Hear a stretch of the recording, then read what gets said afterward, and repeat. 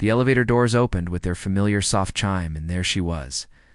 Michelle Parker, CEO of TechVision Solutions, locked in what could only be described as an intimate embrace with Jake Williams, her 28-year-old assistant. Their lips were pressed together with the kind of passion that spoke of months, maybe years, of hidden desire finally unleashed. Michelle's perfectly manicured fingers were tangled in Jake's blonde hair, while his hands gripped her waist possessively. Against the mirrored wall of the executive elevator? Before we jump back in, tell us where you're tuning in from, and if this story touches you, make sure you're subscribed, because tomorrow I've saved something extra special for you. I stood there holding my laptop bag and a stack of server maintenance reports, watching my wife of 5 years kiss another man like I was nothing more than furniture.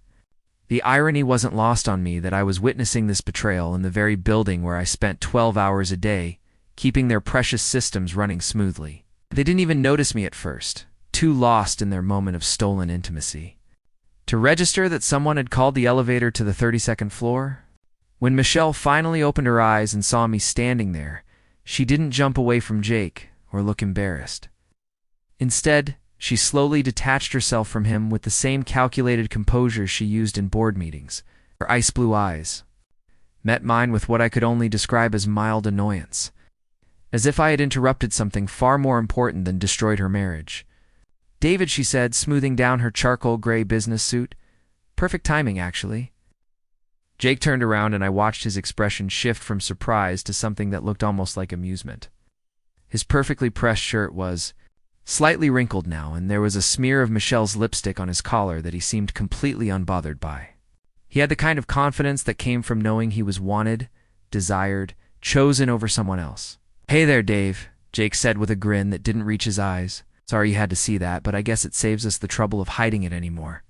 The elevator continued its ascent in painful silence. I could hear the mechanical whirring of the cables, the soft hum of the air conditioning, and my own heartbeat thundering in my ears. Michelle was studying her reflection in the polished metal doors, reapplying her lipstick with the same precision she used for everything else in her life. Jake was checking his phone, scrolling through what looked like stock reports with casual indifference.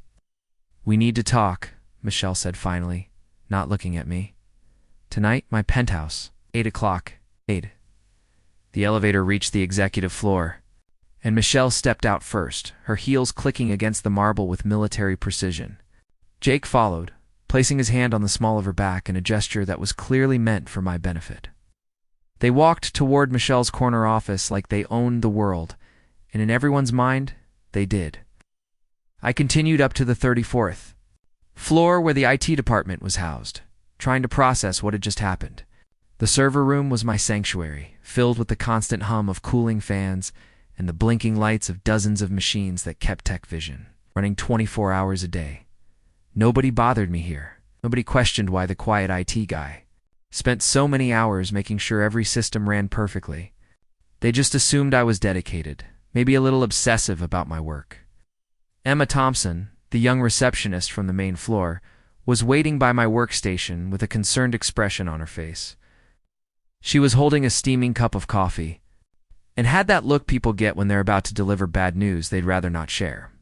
"David, I'm so sorry," she said, setting the coffee down next to my keyboard. "I saw them in the elevator earlier and I thought you should know." Emma was 24, fresh out of college, and had the kind of genuine kindness that seemed out of place in the corporate world. She often stayed late to help with special projects, and I'd noticed how the executives treated her like she was invisible, just another replaceable part in their grand machine.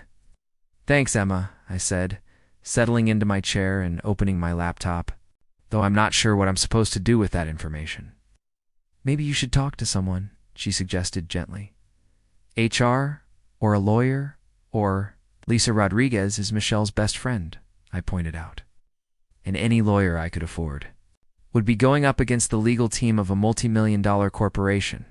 Not exactly great odds?" Emma bit her lip, clearly wanting to say more, but not sure how to help.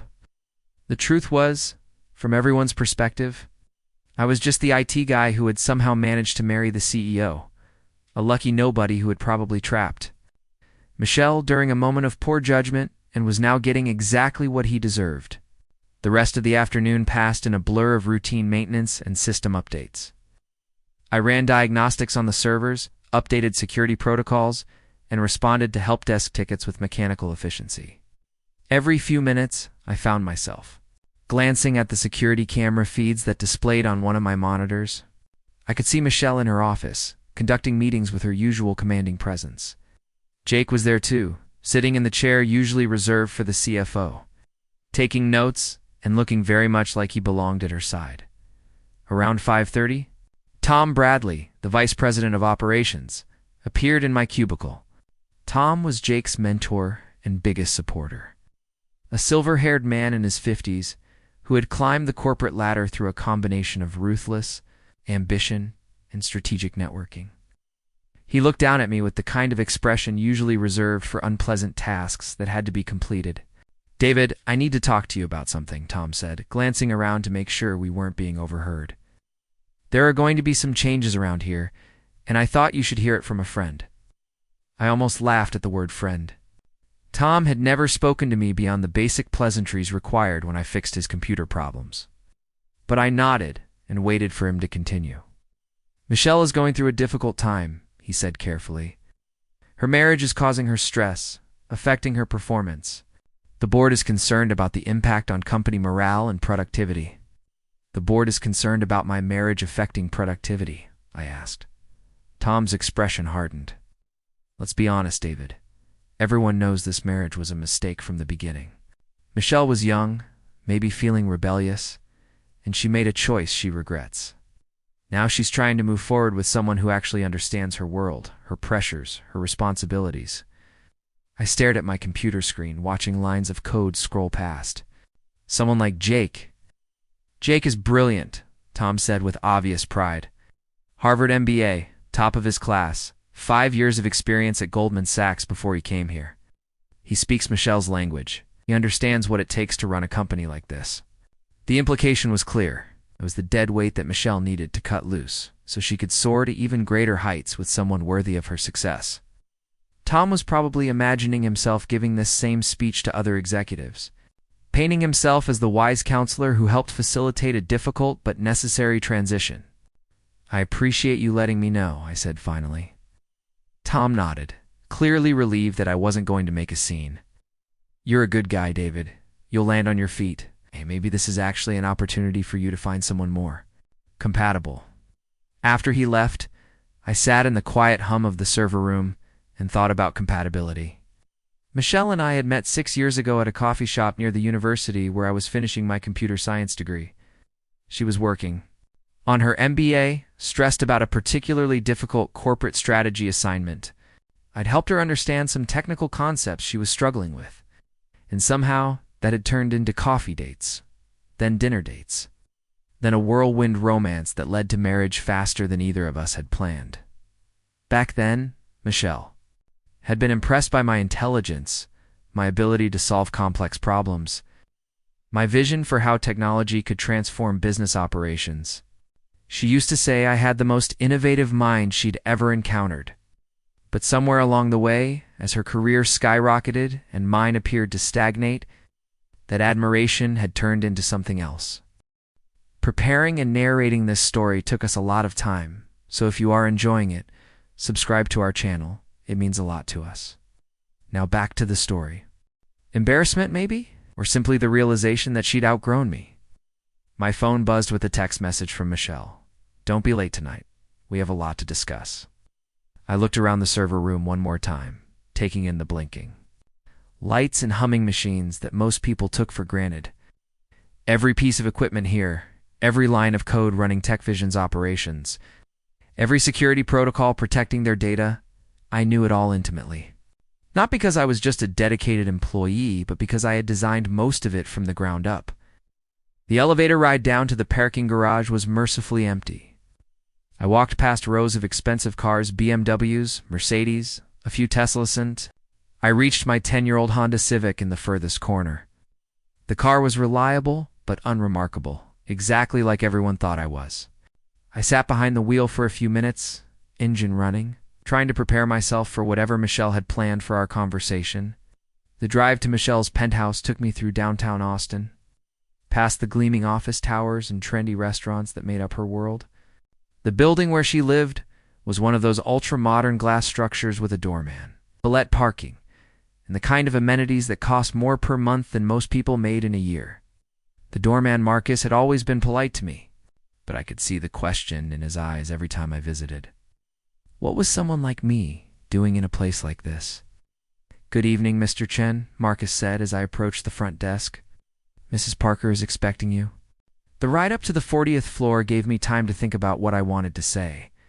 I could beg, plead with Michelle to give our marriage another chance. I could threaten to expose her affair, though that would probably just accelerate whatever she had planned, or I could simply listen to what she had to say and try to maintain what little dignity I had left. Michelle's penthouse was a monument to success and ambition. Floor-to-ceiling windows offered a panoramic view of the city lights.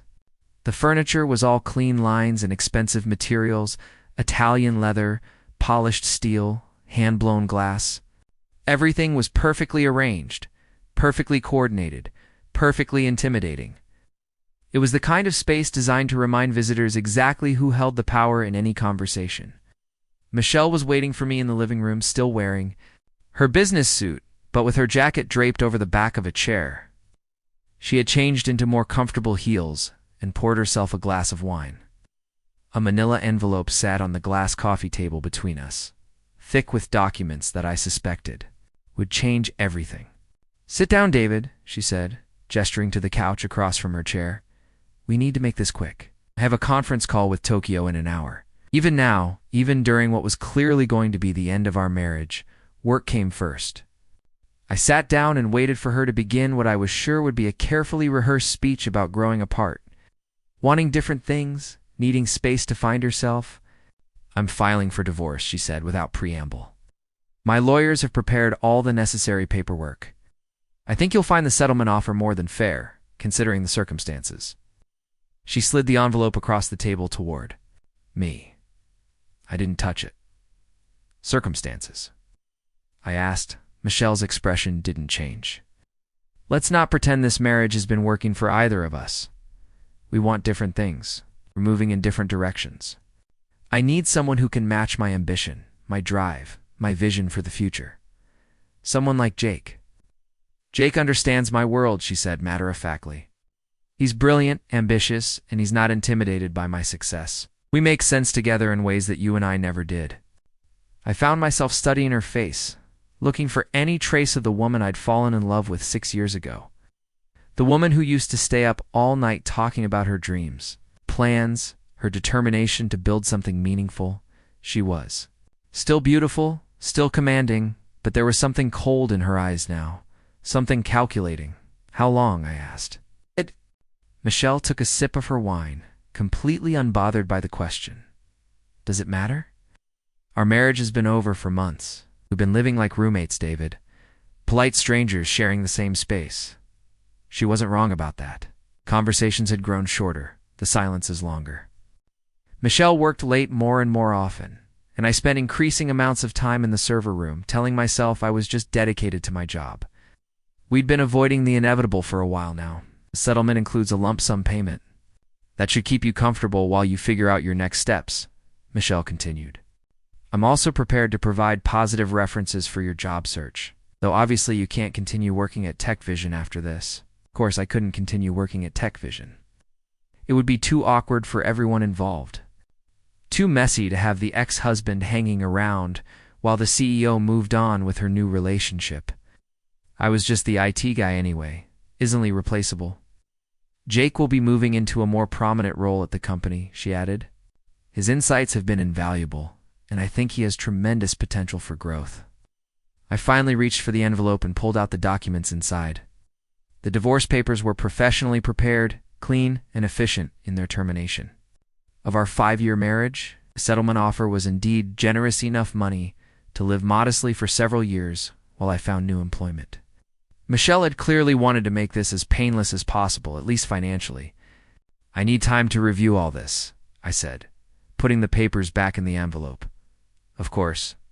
Take whatever time you need." But David, Michelle leaned forward slightly, her voice taking on the tone she used when closing important deals. I hope we can handle this like adults. No drama, no attempts to damage my reputation or the company. Just a clean, amicable separation that allows both of us to move forward. The threat was subtle but unmistakable. Michelle had the resources, the connections, and the legal team to destroy me if I made things difficult for her. She was being generous now, but that generosity came with conditions. I stood up to leave, envelope in hand. I'll be in touch.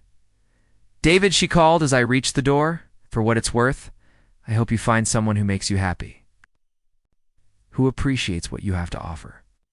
The ride down to the lobby was one of the longest elevator trips of my life. 40 floors of thinking about the woman I'd married, the dreams we'd shared, and the reality of what our relationship had become. Marcus held the door for me as I left, his expression carefully neutral. The drive back to my apartment took me through a different part of Austin, past strip malls and fast food restaurants and the kind of ordinary places where ordinary people lived ordinary lives. My building was a modest complex with basic amenities and reasonable rent. Nothing like Michelle's penthouse, but it had always felt like home.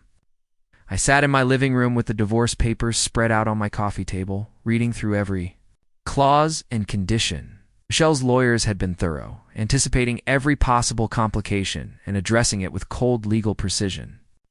There were confidentiality agreements, non-compete clauses, carefully worded language that protected TechVision's interests above all else.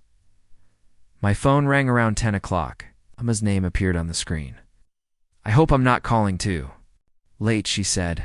I just wanted to check on you. You seemed really upset when you left today. I'm fine, I said automatically. It's just working through some personal stuff. If you need to talk to someone, I'm a good listener, Emma offered. And I promise I'm not friends with anyone in the executive suite. I found myself smiling for the first time all day. Thanks, Emma. I appreciate that. Are you going to be okay? I mean, with whatever's happening? Yeah, I said, looking at the divorce papers scattered across my table. I think I'm going to be just fine. After hanging up, I walked to my home office and opened my laptop. The screen displayed a complex array of financial reports, legal documents, and corporate filings that most people would find incomprehensible. But I'd been staring at these documents for years, watching every transaction, every contract, every decision that had built TechVision into the empire it had become. Tomorrow, Michelle would probably announce her divorce to the executive team, spinning it as a necessary step for the good of the company. Jake would be promoted, maybe to senior vice president or chief strategy officer. Tom Bradley would congratulate himself on facilitating such a smooth transition, and everyone would assume that the quiet IT guy had finally been put in his place. They had no idea what was coming. I opened a secure folder on my laptop and began reviewing documents that only 3 people in the world had access to: shell company formation papers, stock transfer agreements, corporate ownership structures that had been carefully constructed over the past 8 years, financial instruments that had funded TechVision's growth from a small startup to a major player in the software development industry. Michelle thought she was the brilliant CEO who had built an empire through her vision and determination. The board thought they were backing a dynamic leader who had transformed their modest investment into a gold mine. Jake thought he was positioning himself to share in the success of a company that could make him wealthy beyond his dreams. What none of them knew was that every dollar they'd made, every contract they'd signed, every strategic decision they'd celebrated had been possible because of money that flowed through a network of investment firms and holding companies that all traced back to the same source: me. I closed the laptop and gathered up Michelle's divorce papers. Tomorrow would bring new challenges, new revelations, the beginning of a very different kind of conversation about who really controlled TechVision Solutions. But tonight, I was content to sit in my modest apartment and smile at the irony of it all. Michelle wanted a clean, amicable divorce that would allow her to move forward without complications. She wanted to remove the embarrassment of being married to someone beneath her station. She wanted to start fresh with a man who matched her ambition and understood her world. She was about to get exactly what she asked for, just not in the way she expected. The next morning arrived with the kind of crisp October air that made Austin feel alive with possibility. I drove to TechVision earlier than usual, wanting to observe the morning routines before the building filled with employees who would soon be speculating about my personal life. The parking garage was nearly empty. Just a few cars belonging to the overnight, security staff, and the dedicated workaholics who treated the office like their second home. Emma was already at her reception desk when I walked through the lobby, her bright smile cutting through the sterile corporate atmosphere like sunlight through glass. She had that rare quality of making everyone feel noticed, valued, even the supposedly insignificant IT guy who most executives look through rather than at. "You're here early," she observed, glancing at the clock that showed 7:15. "Everything okay?" "Couldn't sleep," I admitted, which was partially true. I'd spent most of the night reviewing financial documents and making phone calls, too. Contacts who operated in the shadowy world of corporate acquisitions and hostile takeovers. "Thought I'd get a head start on some server maintenance?" Emma nodded sympathetically. "Oh, there's fresh coffee in the break room if you need it." "And David," she lowered her voice conspiratorially, "if you need someone to cover for? You today, if things get weird with the whole situation upstairs, just let me know." The situation upstairs was already becoming office gossip, apparently. Word traveled fast in corporate environments, especially when it involved scandal at the executive level. I thanked Emma and headed toward the elevators, wondering how Michelle planned to handle the inevitable speculation about her personal life. The IT department was my refuge, a climate-controlled environment where logic prevailed over office politics, and technical competence mattered more than social connections. I settled into my workstation and began what appeared to be routine maintenance on the company's financial servers. To anyone watching, I was simply running diagnostic checks and updating security protocols. In reality, I was carefully documenting every transaction, every account balance, every electronic footprint that proved TechVision's true ownership structure. Around 9 o'clock, Lisa Rodriguez appeared in my cubicle wearing the kind of expression people get when they're about to deliver unpleasant news with maximum condescension. Lisa was Michelle's closest friend and the company's HR director, a combination that made her both personally invested in the outcome of my marriage and professionally responsible for managing its workplace implications. "David, we need to talk," she announced, settling into the chair beside my desk without being invited. I'm sure you can imagine why. Lisa was the type of person who wielded authority like a weapon, using her position to intimidate anyone she perceived as beneath her station. She'd always treated me with barely concealed disdain, as if my presence in Michelle's life was somehow an affront to the natural order of things. "I'm listening," I said, continuing to type commands into my terminal. Michelle spoke with me. "This morning about your situation," Lisa began, her tone carefully professional. "While we all regret that things didn't work out between you two, we need to discuss how this affects your employment here." "My employment?" Lisa's smile was razor thin. "Come on, David, you had to know this was coming. It's going to be uncomfortable for everyone involved if you continue working here while Michelle moves forward with her life. The optics alone are problematic." I finally turned to face her fully. "Problematic how?" "Think about it from the company's perspective," she explained with exaggerated patience. "Michelle is our CEO, the face of this organization. She needs to be able to focus on running the business without the distraction of having her ex-husband lurking around the building. It's unprofessional, and frankly, it's unfair to her." The word lurking was particularly rich, coming from someone whose primary job function seemed to involve inserting herself into other people's personal business. But I nodded thoughtfully, as if seriously considering her perspective. "There's Jake to think about," Lisa continued. "He's going to be taking on expanded responsibilities, and having you here might create unnecessary tension. We want to make this transition as smooth as possible for everyone." "Jake's getting a promotion? He's proven himself to be invaluable to this company," Lisa said with obvious pride. "Michelle has been grooming him for a senior leadership role, and his insights have been instrumental in several major strategic decisions. He has a real future here." I found it fascinating how quickly the narrative had shifted from Jake being Michelle's assistant to Jake being some kind of strategic mastermind whose contributions were essential to TechVision's success. Corporate revisionist history in real time. "So what exactly are you proposing?" I asked. Lisa opened a folder and slid several documents in front of me. The company is offering you a generous severance package, 6-month salary, continued health insurance, and strong references. All we need is your resignation and a signed non-disclosure agreement. The NDA caught my attention. It clearly wasn't just boilerplate. It was packed with strict clauses about keeping quiet on company operations, leadership decisions, and internal matters. Someone was nervous about what I might reveal once I left.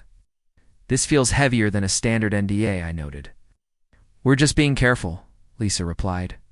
Given your relationship with Michelle, we want to avoid any misunderstandings after you leave. Translation: they were scared I'd expose Michelle's affair or damage the company's image. The severance wasn't generosity. It was a payoff to ensure my silence. I'll need time to review this, I said, setting the papers aside. Her expression hardened. David, I'm trying to help you. This offer won't last. If you force us to fire you for cause, you'll leave. With nothing? Terminate for cause? I asked. Lisa pulled another folder. Let's talk about your recent performance. You've been distracted, spending time on personal issues. Just yesterday, you were seen having long personal conversations during work hours. She meant my chat with Emma. Someone had been watching. Me, gathering ammunition to justify my termination and protect the company from any legal backlash. I see, I murmured. Look, nobody wants this to turn ugly, she said, softening her tone. Michelle still cares. She wants you to land on your feet, but she has to protect herself and the company. After she left, I sat alone.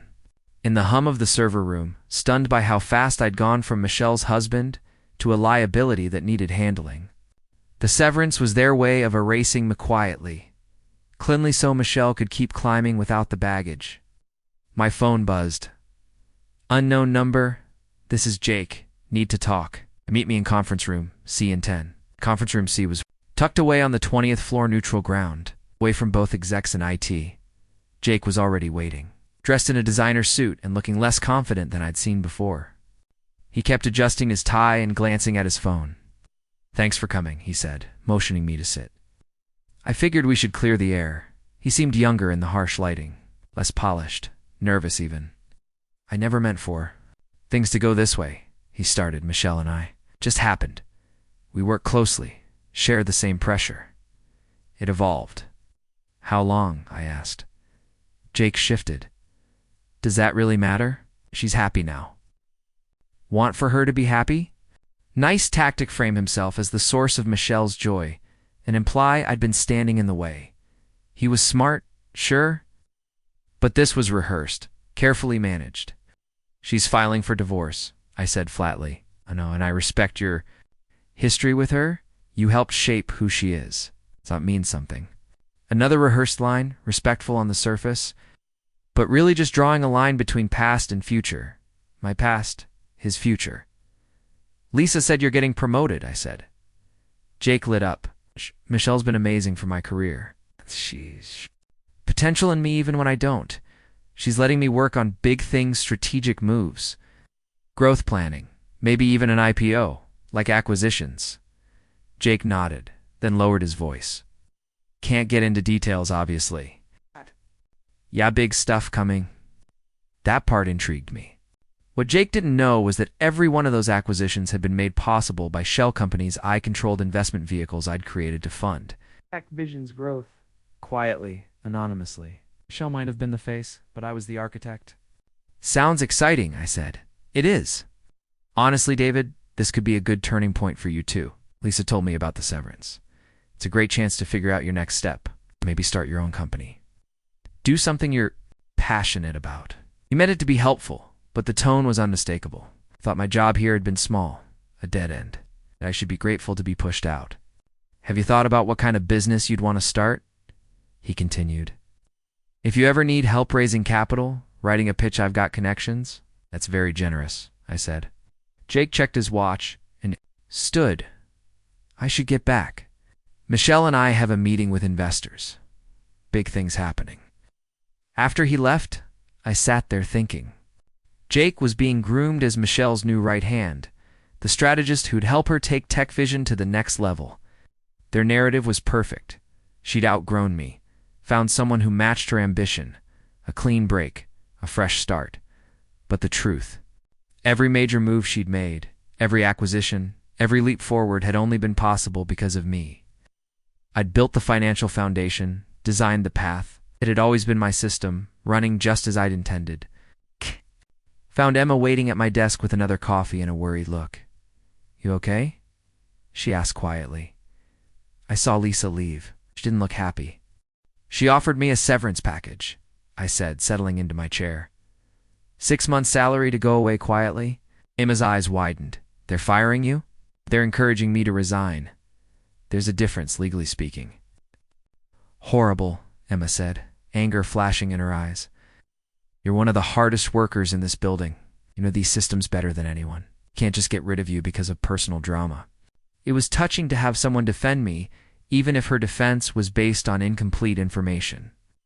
Emma saw me as the dedicated IT worker who was being unfairly punished for his wife's infidelity.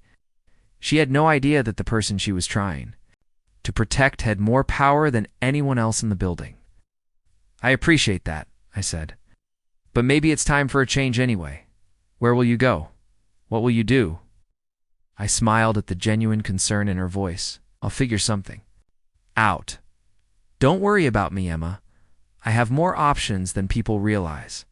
The afternoon brought a steady stream of routine help desk tickets and system maintenance requests. I handled each one with my usual efficiency, all while monitoring the electronic communications flowing through TechVision's servers.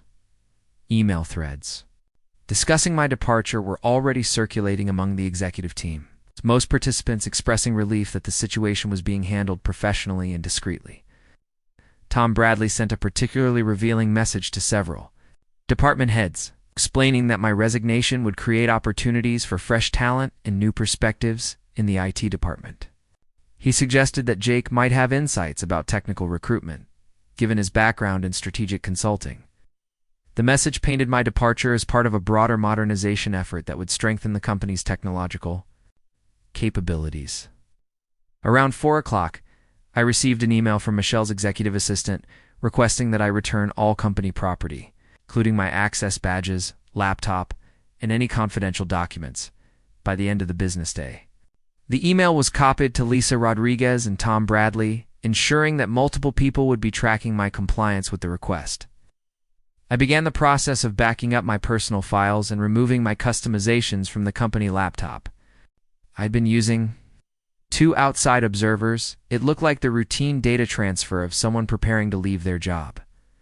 In reality, I was carefully documenting the current state of every system, every security protocol, and every piece of infrastructure. That kept TechVision operational. The company's technical architecture was more complex than most people realized. Over the past 5 years, I had gradually implemented a web of interconnected systems, redundant safeguards, and automated processes that ensured seamless operation across all business functions. The customer database, financial reporting systems, internal communications, and external partnerships all depended on infrastructure that I had designed and maintained.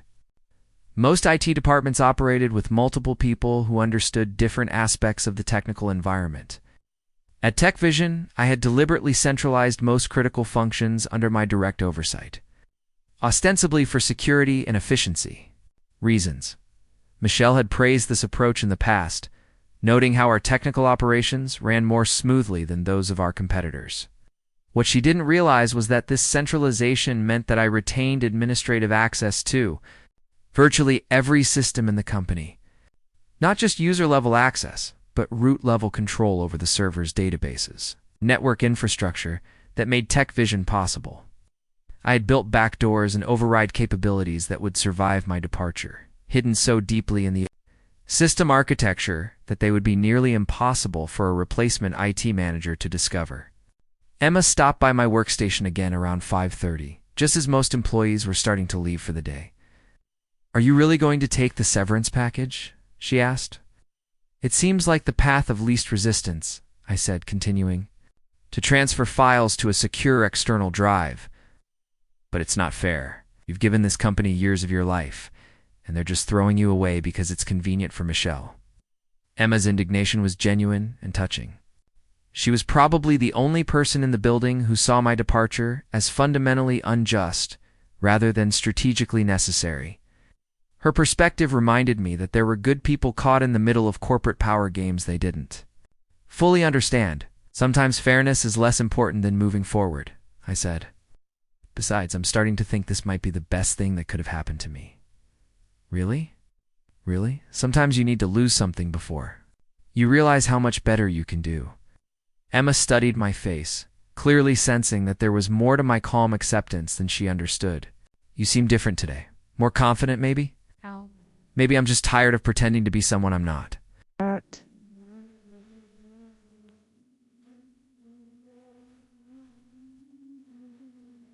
At 6 o'clock, I gathered my personal belongings and prepared to leave TechVision for what everyone assumed would be the last time. My box of possessions was deliberately modest: a coffee mug, a small plant, a few technical manuals, and some personal photos.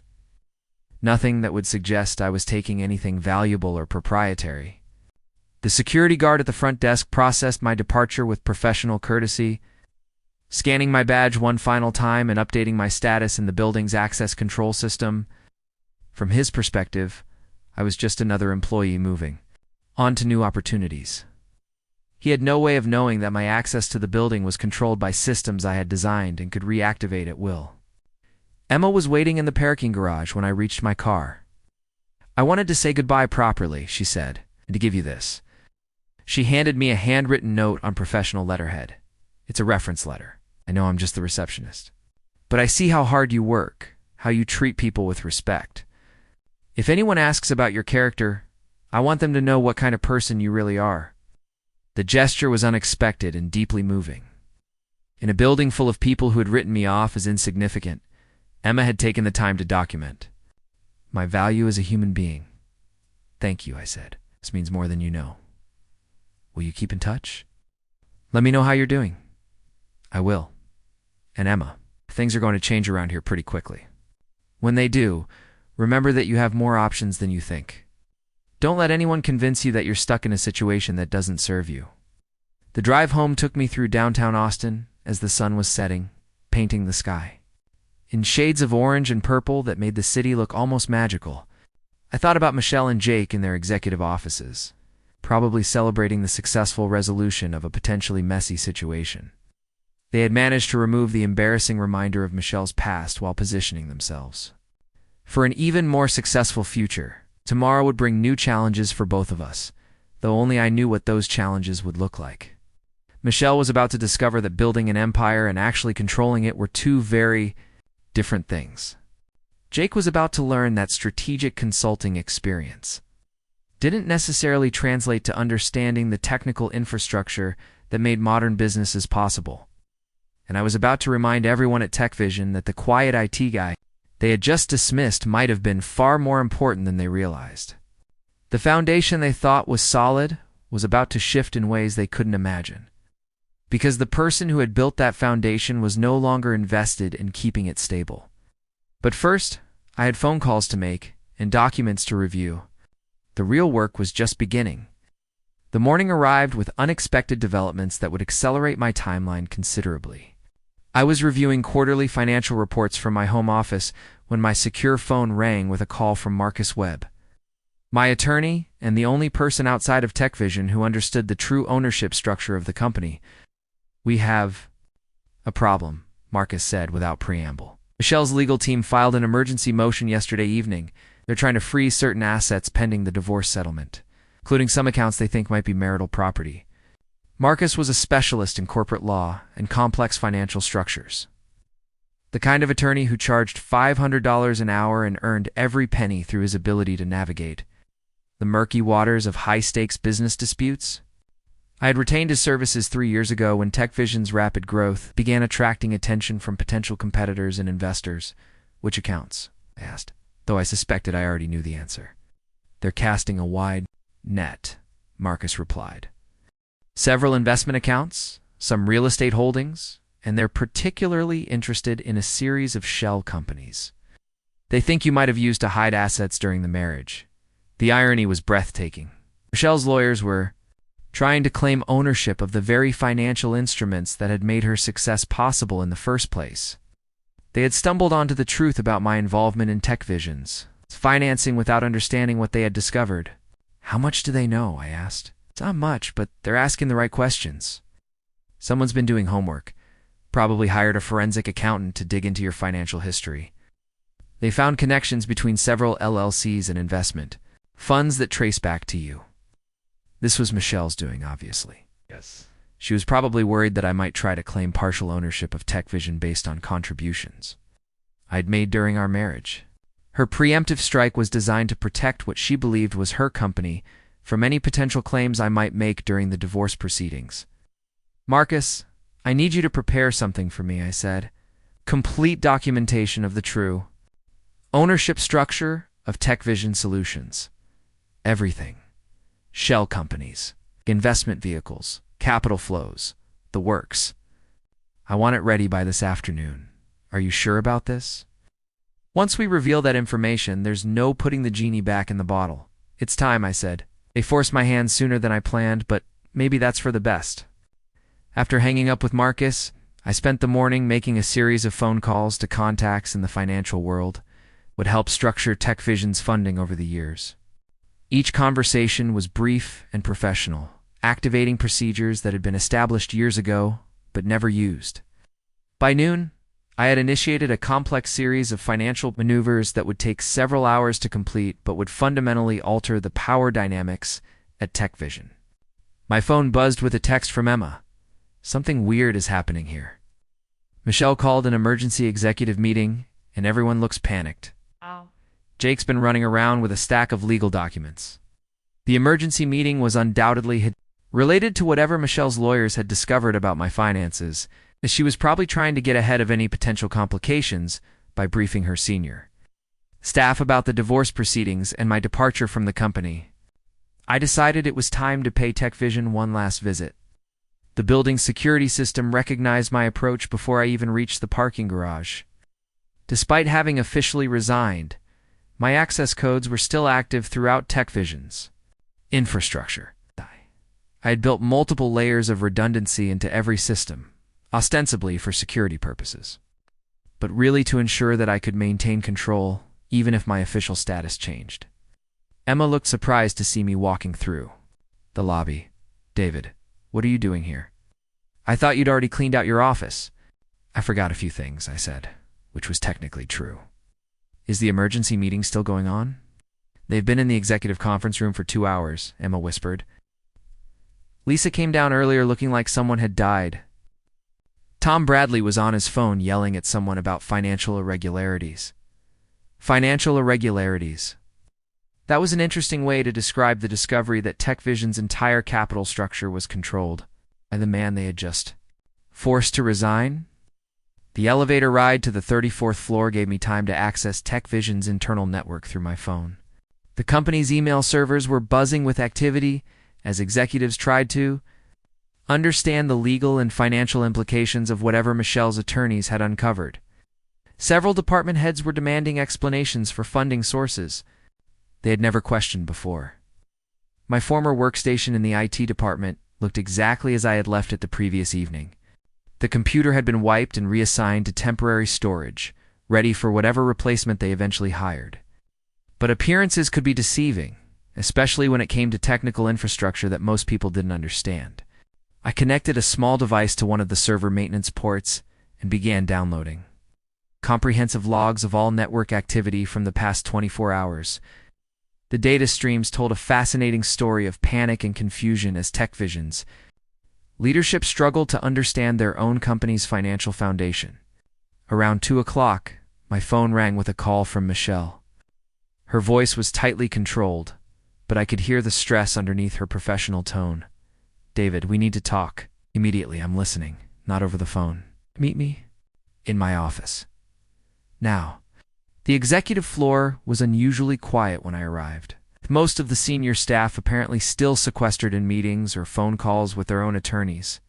Michelle's assistant was nowhere to be seen, leaving the normally bustling executive suite feeling almost abandoned. Michelle was waiting in her office with 2 other people I didn't recognize. a woman in an expensive suit, who was probably her divorce attorney, and a man with the rumpled appearance of someone who had been working all night reviewing financial documents. "David, this is Catherine Morrison, my attorney, and Robert Chen, a forensic accountant," Michelle said, her voice carefully neutral. "We need to discuss some irregularities they've discovered in the course of preparing for our divorce proceedings." Catherine Morrison looked like the kind of lawyer who specialized in high-stakes divorce cases. With the confidence that came from representing wealthy clients in complex financial disputes, Robert Chen looked exhausted and worried, which suggested that his investigation had uncovered more than anyone had expected. "Mr. Chen, what did you discover?" I asked, settling into the chair across from Michelle's desk. "Well," Robert began, consulting a thick folder of documents. "In the course of reviewing potential marital assets, I found a series of financial connections that are quite unusual. Several LLCs and investment funds that have provided significant capital to TechVision over the years appear to be controlled by shell companies that ultimately trace back to you." "How significant?" I asked. Robert glanced nervously at Michelle before continuing. "Approximately $18 million in direct investment, plus another $12 million in loan guarantees and credit facilities. Essentially the majority of TechVision's external funding since its incorporation has come from entities that you appear to control." The silence in the room was deafening. Michelle stared at me with an expression I'd never seen before, something between confusion and growing alarm. Catherine Morrison was furiously taking notes, probably trying to calculate the legal implications of what she'd just heard. "That's impossible," Michelle said finally. "David works in IT.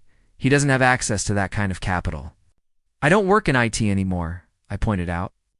"As of yesterday, I'm unemployed."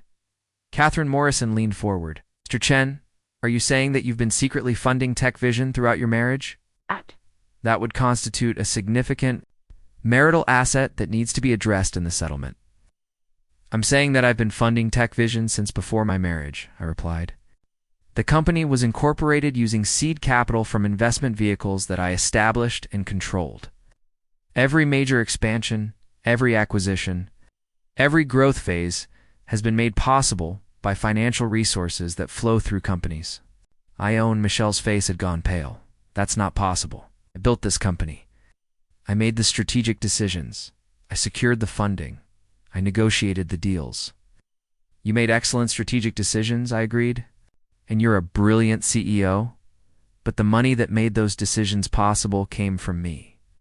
Robert Chen was flipping through his documents with increasing urgency. "The paper trail is incredibly complex, but it's all here. Dozens of shell companies, investment funds, holding companies, all ultimately controlled by a trust that Mr. Chen established 8 years ago." "8 years ago?" Catherine Morrison asked. "That's 3 years before your marriage." "I started planning TechVision long before I met Michelle," I explained. "The company was always intended to be a vehicle for implementing certain technological innovations I had developed. Michelle's involvement began when she helped me understand the business strategy needed to commercialize those innovations." Michelle was staring at me as if I were a complete stranger. "You're telling me that everything I've accomplished, everything I've built, was only possible because you were secretly funding it?" "You accomplished extraordinary things," I said. "But yes, the financial foundation that made those accomplishments possible came from me." "Why?" she demanded. "Why would you hide something like that? Why would you let me think I was building my own company?" "So you were building your own company," I replied. "I provided the capital and the technical infrastructure. You provided the vision, the leadership, and the business acumen. It was a partnership, even if you didn't realize it." Catherine Morrison was writing frantically, probably recognizing that this revelation would completely transform the divorce proceedings. If I could prove that TechVision was essentially my company that Michelle had been managing, the entire settlement discussion would need to be reconsidered. "This changes everything," Catherine said to Michelle. "If Mr. Chen can substantiate these claims, he may have a legal argument for retaining control of the company's assets." "No," Michelle said sharply. "I won't accept that. I've worked 8 days for 5 years building TechVision into what it is today. I've made the decisions, taken the risks, built the relationships that made this company successful. And you did brilliant work, I acknowledged. But you did that work using resources that belonged to me. Robert Chen cleared his throat nervously. There's something else you should know. In reviewing the current financial structure, I discovered that Mr. Chen appears to retain controlling interest in TechVision through these various investment vehicles. On paper, he owns approximately 68% of the company. Room fell silent again. Michelle was processing the implications of what she'd just heard. Catherine Morrison was probably calculating how dramatically this would affect her client's negotiating position. 68%, Michelle repeated slowly. The ownership structure is quite complex, Robert continued, but ultimately, yes, Mr. Chen appears to be the majority owner of TechVision Solutions. Michelle stood up abruptly and walked to the floor-to-ceiling windows that offered a panoramic view of downtown Austin. She stood there for several minutes, staring out at the city while everyone else waited in uncomfortable silence. All this time, she said finally, not turning around, I thought I was the CEO of my own company. I thought I had built something. Accomplished something on my own? You did accomplish something? I said. You took a technology startup with good ideas and unlimited funding and turned it into a major player in a competitive industry that required skills and vision that can't be bought. But it wasn't my company. It was our company, one provided. The resources, you provided the expertise. It worked because we each contributed what we did best. Michelle turned back to face me, and I could see tears in her eyes that she was fighting to control. Why didn't you tell me? Why did you let me believe I was in charge? Because you were in charge. I never interfered with your decisions, never overruled your strategic choices. I trusted you to run the company according to your vision. I could have been fired at any time. If you disagreed with my decisions, you could have removed me. I could have, I admitted, but I never would have. You were exactly the CEO that TechVision needed. Catherine Morrison had been listening to this exchange with growing alarm. Mr. Chen, are you prepared to provide documentation supporting these ownership claims? Complete documentation is being prepared as we speak, I replied. Financial records, incorporation documents, trust agreements, everything needed to establish the chain of ownership. And what are your intentions regarding the company? Catherine asked. That was the question I'd been dreading because it forced me to confront decisions I'd been avoiding for months. Michelle's affair with Jake had accelerated a timeline. I'd hoped to manage more gradually. It depends on several factors, I said carefully, such as whether Michelle wants to continue as CEO of a company I own, or whether she'd prefer to pursue other opportunities. Michelle's expression hardened. Are you threatening to fire me? I'm asking whether you're comfortable working for your ex-husband. The question hung in the air like a challenge. Michelle had spent 5 years believing she was the autonomous leader of her own empire. Now she was discovering that her empire belonged to someone else, and that someone else was the man she had just divorced for being beneath her station. This is insane, Michelle said, slumping back into her chair. How is any of this possible? How did you accumulate that kind of wealth without anyone knowing about it? The same way most wealthy people accumulate wealth, I replied. Careful.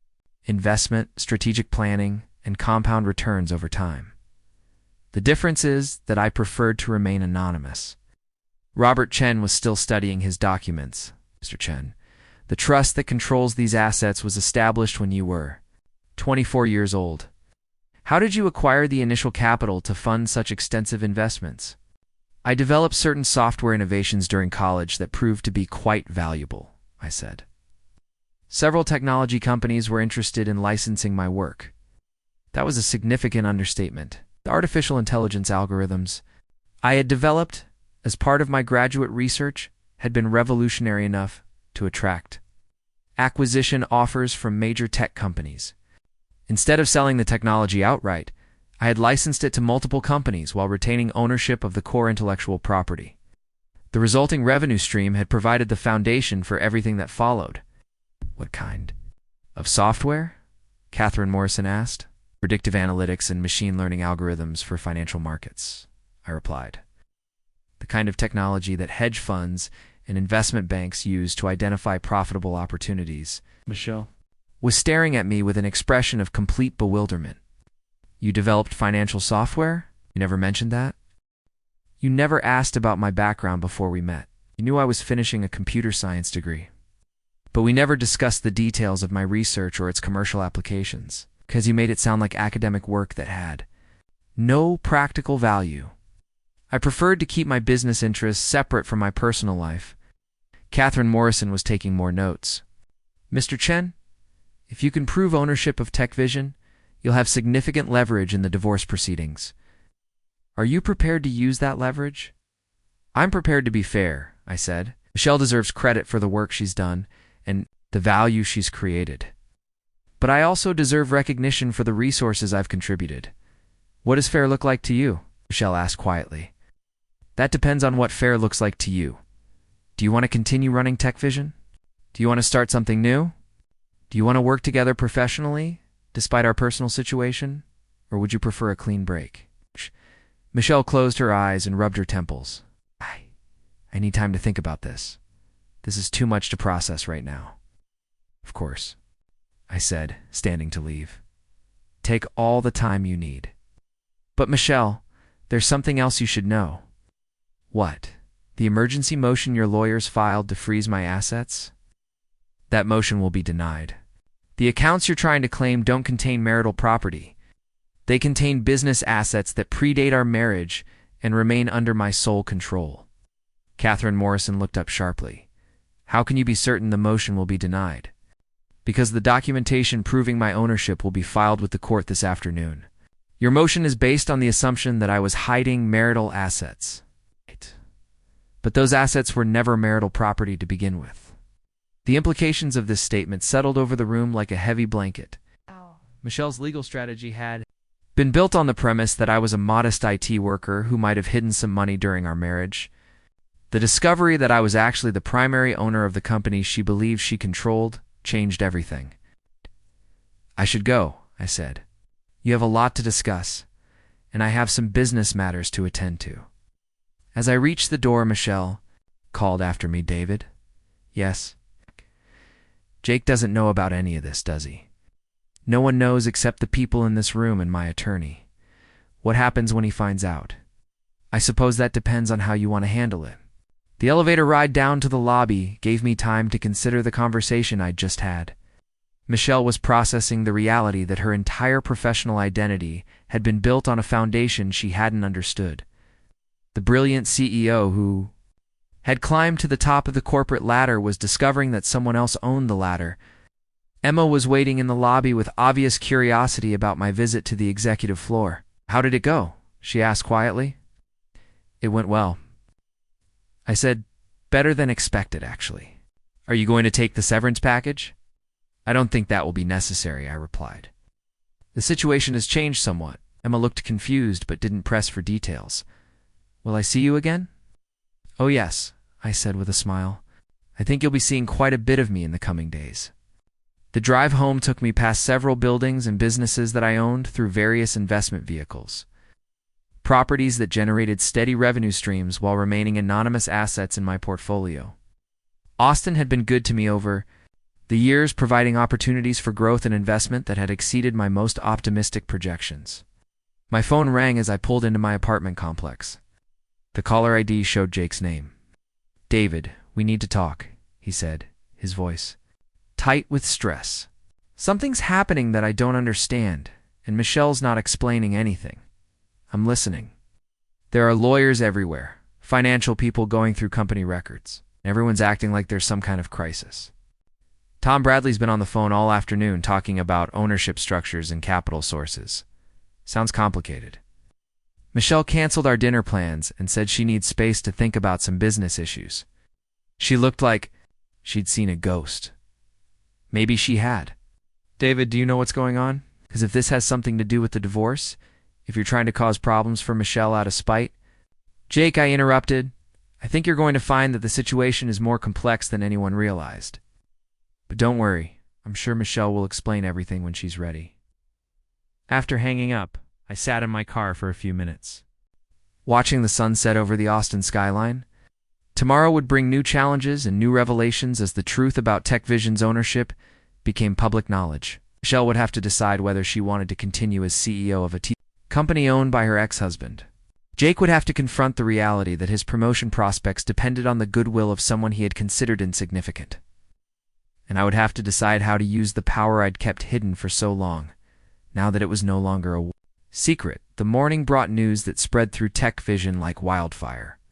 Marcus had filed the complete ownership documentation with the court at precisely 9 a.m. And within an hour, every major business publication in Austin was running stories about the shocking revelation.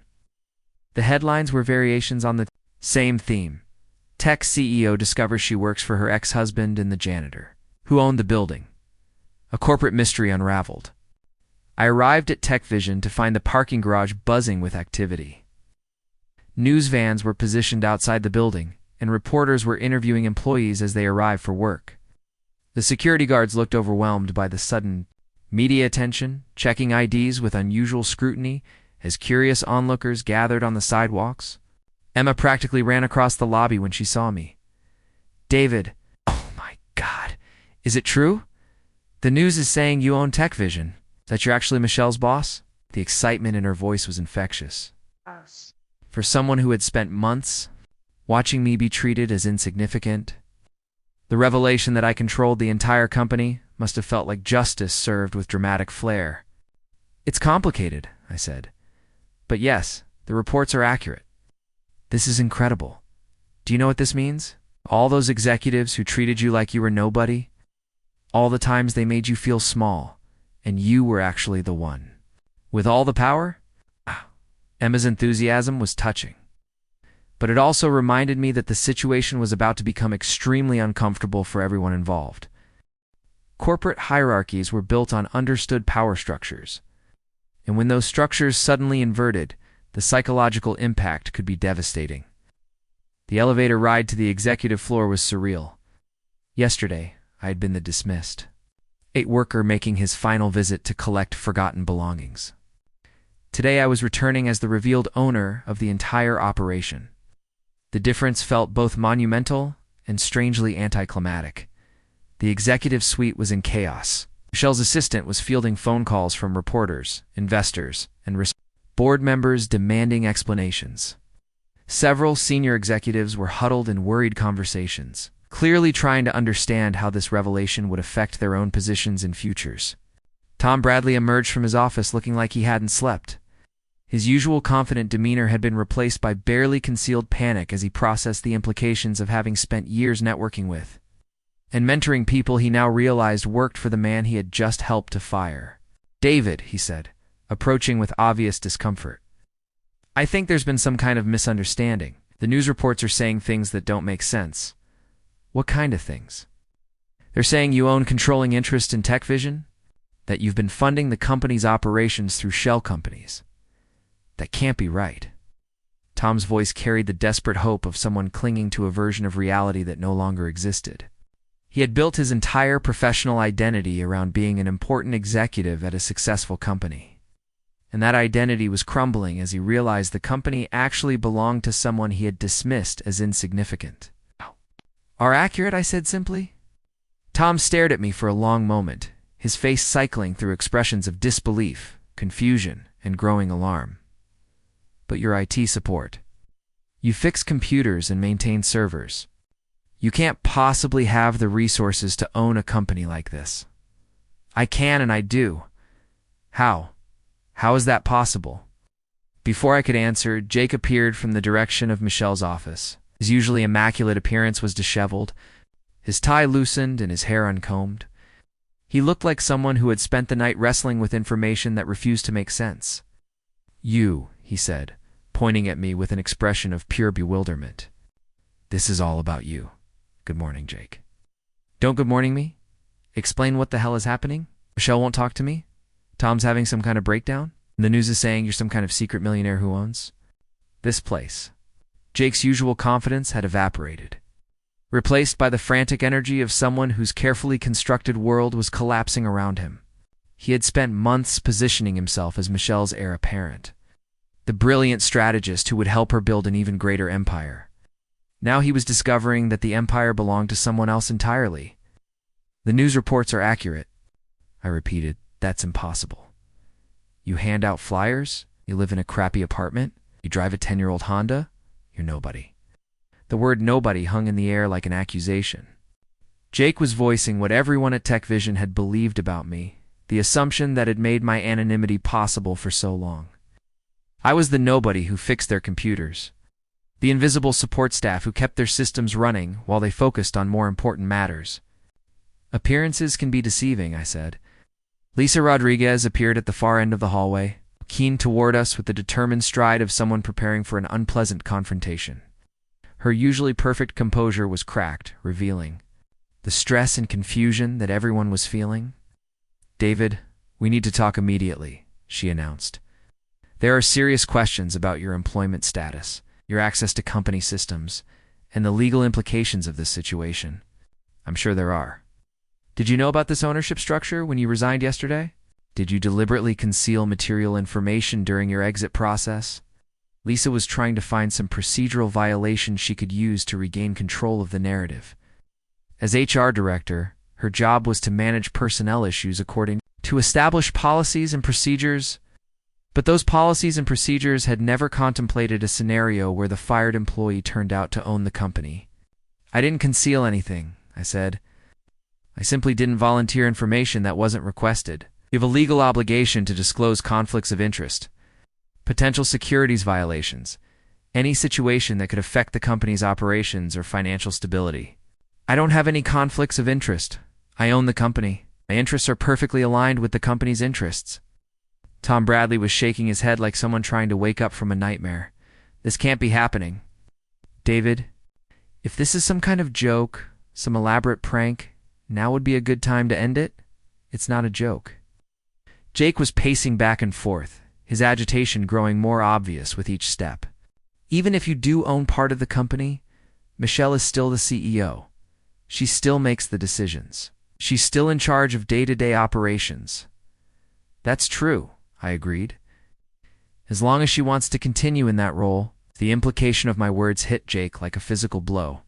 His face went pale as he realized that Michelle's position, his own prospects, everyone's future at TechVision depended on my goodwill and continued confidence in their performance.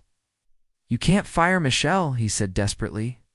"She built this company. She's the reason TechVision is successful." "Michelle's extremely talented," I acknowledged. "She's exactly the kind of CEO that TechVision needs." "Then what's the problem?" "There's no problem as long as everyone understands the actual structure of the organization." Lisa was taking notes frantically, probably trying to document everything for whatever legal challenges lay ahead. "David, I need to ask you directly. Are you planning to make changes to the executive team? Are people's jobs in jeopardy?" "It depends on how well people adapt to the new reality." "What new reality?" "It's the reality that I own this company and have owned it for 8 years. It's a reality that every major decision, every strategic initiative, every expansion has been made possible by resources I provided. It's the reality that what everyone thought they knew about TechVision's ownership and management structure was incomplete." Tom Bradley slumped against the wall, the full weight of the situation finally settling on him. "Jesus Christ. All this time we've been treating you like you were some kind of charity case," Michelle married out of pity. "How did that work out for you?" The question was cruel, but necessary. Tom had spent years cultivating relationships with people he thought mattered while dismissing the person who actually controlled everything. His entire approach to corporate politics had been based on a fundamental misunderstanding of where power actually resided. Jake was still pacing, his movements becoming more erratic as he processed the implications. "This changes everything. Every conversation, every plan, every assumption about the future. It changes some things," I agreed. "But not everything. TechVision is still a successful company with talented people and excellent growth prospects. The only difference is that now everyone knows who actually owns it." "What about Michelle? What about us? What about the plans we've been making?" "What plans?" Jake hesitated, clearly realizing that discussing his personal relationship with Michelle in front of other executives might not be wise. But his desperation overrode his discretion. "Michelle and I have been discussing the future, long-term. Strategy, potential partnerships, maybe taking the company public. We've been planning to build something together. You've been planning to build something together, using my company and my resources. The words hit Jake like a slap. For the first time since I'd known him, he looked genuinely humbled, stripped of the confidence that had made him seem so formidable when he was stealing my wife. "I didn't know," he said quietly. "No, you didn't, but you also didn't bother to learn. You made assumptions about who mattered and who didn't, about who had power and who was powerless. Those assumptions were wrong." Lisa cleared her throat. "Nervously, David, what happens now? What are your intentions regarding the company's leadership and structure?" "That depends on several factors, such as whether the current leadership team can accept the reality of the situation and work constructively within the actual ownership structure, such as whether people can separate their personal feelings from their professional responsibilities, such as whether everyone can move forward with honesty instead of assumptions." Tom Bradley straightened up, clearly trying to salvage what remained of his professional dignity. "David, I want you to know that if I said or did anything that was inappropriate, it was based on incomplete information. I never intended any disrespect. I know. Is my position secure? Am I going to be fired? Do you want to be fired?" "No, of course not. I've worked hard for this company. I've contributed to its success." "Then keep working hard and contributing to its success. Nothing else has to change." Jake was staring at me with an expression I couldn't quite read. Confusion, resentment, and something that might have been grudging respect were all fighting for dominance on his face. "What about Michelle?" he asked finally. "What about her? Is she going to remain CEO? That's between Michelle and me. And what about us? About our relationship?" I studied Jake's face for a moment, seeing the young man who had been so confident about his future just days ago. He had believed he was attaching himself to power, positioning himself to share in Michelle's success. Now he was discovering that the power belonged to someone else entirely. "Your relationship with Michelle is your business," I said. "But your professional future at this company depends on your ability to do excellent work for TechVision's actual owner, which is you, which is me." The hallway fell silent as everyone processed what had just happened. The old power structure had been completely dismantled and replaced with something none of them had imagined possible. The quiet guy they had dismissed was revealed as the person who controlled their paychecks, their careers, their futures. "I should go talk to Michelle," I said. "I assume she's in her office." "She's been there all morning," Lisa said. "Canceled all her meetings and won't see anyone. She'll see me." As I walked toward Michelle's office, I could hear whispered conversations breaking out behind me. The executive team was probably trying to figure out how to navigate this new reality, how to rebuild relationships with someone they had fundamentally misjudged. The next few hours would determine whether TechVision could function with its true ownership structure revealed, or whether the psychological impact of the revelation would tear the company apart from the inside. Either way, the days of pretending to be someone I wasn't were finally over. Michelle's office door was closed, but I could hear her voice through the thick wood as she spoke rapidly into her phone. Her tone carried the sharp edge of someone trying to maintain control while her world shifted beneath her feet. I knocked twice and entered without waiting for permission. She was standing by the window, still wearing yesterday's business suit, her usually perfect hair showing signs of a sleepless night. When she saw me, she quickly ended her call and turned to face me with an expression that mixed exhaustion, anger, and something that might have been relief. "The board wants to call an emergency meeting," she said without preamble. "They're questioning my fitness to continue as CEO, given that I apparently didn't know who owned the company." I was running. "And what did you tell them?" I told them the truth. That my husband concealed his ownership from me for 8 years, and that I've been operating under false assumptions about the company's structure. Michelle's voice was steady, but I could see the strain in her eyes. They're not satisfied with that explanation. They shouldn't be. It reflects poorly on their due diligence as board members. Michelle laughed bitterly. Due diligence. Right. Because apparently nobody thought to investigate the mysterious funding sources that made TechVision's growth possible. I settled into the chair across from her desk, the same chair where countless business meetings had taken place over the years. But this conversation would be different from all the others, because now both of us understood who actually held the power. "The board serves at my pleasure," I said quietly. "If they're questioning your fitness to lead, They're also questioning my judgment in selecting you as CEO.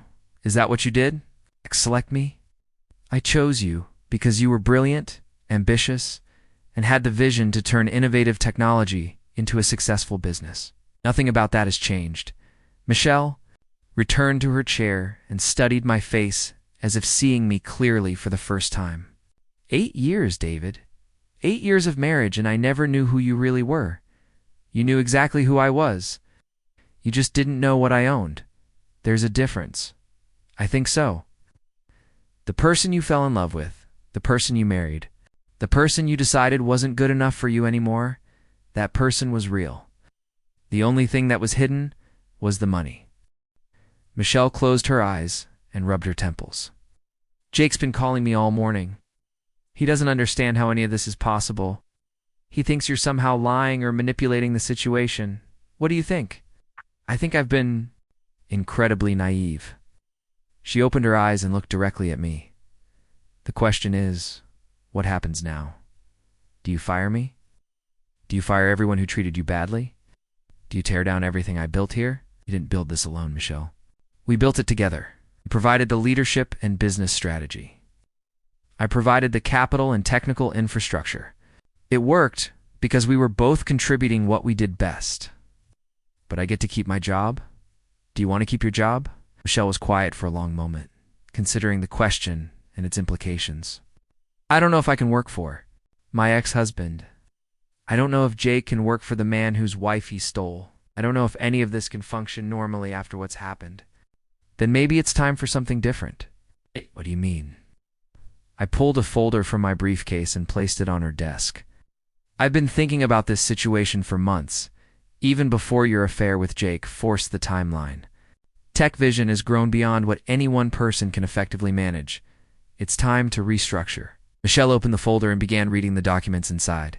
Her expression shifted from confusion to surprise to something approaching amazement as she processed what I was proposing. You want to spin off 3 separate companies? TechVision Solutions will continue as the core software development business. With you as CEO, the AI research division will become an independent company focused on developing next-generation algorithms. The consulting arm will split off. As a strategic advisory firm and ownership, you'll retain 49% of TechVision Solutions with full operational control.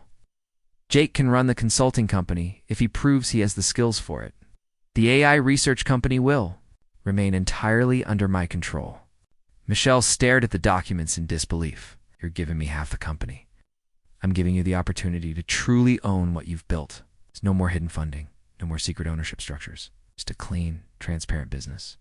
Relationship between partners who respect each other's contributions. What's the catch? No catch. Just the understanding that this ends our personal relationship permanently. We'll be business partners, nothing more. Michelle set down the papers and looked out the window at the Austin skyline. What about Jake? Jake can succeed or fail based on his own merits. If he's as brilliant as everyone claims, he'll do well running the consulting division. If not, he'll learn that charm and ambition aren't substitutes for competence. You're being remarkably generous to someone who helped destroy your marriage. I'm being practical. Revenge is expensive and distracting. Building successful businesses is more profitable and more satisfying. Michelle turned back to me with tears in her eyes. I'm sorry, David, for everything. For not seeing who you really were, for believing that you weren't enough, for hurting you with Jake. You don't need to apologize for wanting more than what you thought I could offer. You just made your decision based on incomplete information. Can you forgive me? I already have, but I can't forget. That's why this has to be a purely professional relationship going forward. Michelle nodded slowly. The divorce proceeds as planned. Clean, amicable, no disputes over assets. We both start fresh. 3 months later, the restructuring was complete. Michelle had settled into her role as CEO and majority owner of TechVision Solutions with the kind of confidence that comes from actually understanding your company's foundation. Jake had taken over the consulting division and was working 8 days trying to prove he deserved the opportunity. Some days he succeeded, some days he didn't. But he was learning that success required more than positioning yourself next to successful people. Tom Bradley had adapted to the new reality with surprising grace. channeling his networking skills into building genuine partnerships rather than manipulating relationships for personal gain. Lisa Rodriguez had become an effective advocate for employee development rather than executive politics. Both had learned valuable lessons about respecting people regardless of their apparent status. Emma had been promoted to operations manager, with a salary that reflected her actual value to the organization rather than her position in the old hierarchy. She'd proven to be as capable and insightful as I'd always suspected. Once given the opportunity to demonstrate her abilities, as for me, I'd returned to what I'd always enjoyed most, developing innovative technology without the distractions of corporate drama. The AI research company was working on projects that could revolutionize everything from medical diagnosis to environmental monitoring, with satisfying work that made a meaningful impact on the world. I still lived in the same modest apartment and drove the same reliable Honda. Wealth had never been about displaying status or impressing others. It had always been about having the freedom to pursue work that mattered and the resources to turn good ideas into reality. Sometimes I encountered Michelle at industry events or business conferences. We were polite, professional, and genuinely respectful of what we'd accomplished together. She'd found her place as a respected CEO who'd built something meaningful. I'd found mine as an innovator who could focus on technology without the complications of hidden identities or corporate politics. The story had ended exactly as it should have, with everyone finding their appropriate place in a structure that acknowledged both contributions and limitations. No villains, no heroes, just people learning to work with reality instead of assumptions.